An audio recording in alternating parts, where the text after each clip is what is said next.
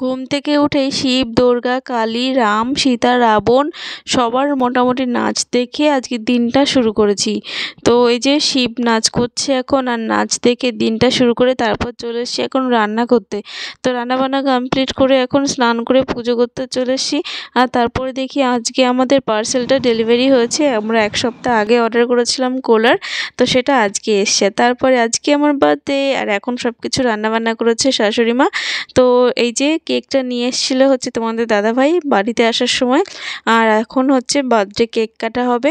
আর যেহেতু ওরও বার্থডে ছিল ১৩ তারিখ, তো তাই জন্য আমরা একসাথেই কেক কাটবো আজকে, সব কিছু একসাথে সেলিব্রেট করব।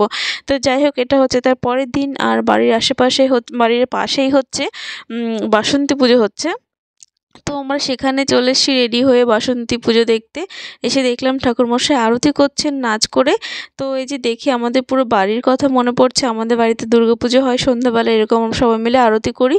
তো সেটাই আর কি ফিল হচ্ছিল। তো তারপর আমরা চলে এসেছি এখন একটা ভাইয়ের দোকানে, কারণ ওখানে অনেকটা ভিড় ছিল তাই জন্য। তো তারপর ভাইয়ের দোকানে এসে অনেকটা ফুচকা খেয়ে কিছুক্ষণ টাইম কাটিয়ে বাড়িতে চলে এসেছি। আর এখন আমি বসে গেছি টিভি দেখতে। তো এত ভালো একটা মুভি দিয়েছে, তো বসে সেটাই আর কি দেখছিলাম। তো এখন আমি কী সিনেমা দেখছি তোমরা কমেন্ট করে আমাকে জানাও যারা দেখেছো। এটা কিন্তু খুব সুন্দর একটা সিনেমা। তো চলো আজকের মতো টাটা, আবার দেখা হচ্ছে নতুন একটা ভিডিওর সাথে খুব তাড়াতাড়ি। তো সবাই অনেক ভালো থেকো, সুস্থ থেকো, বাই।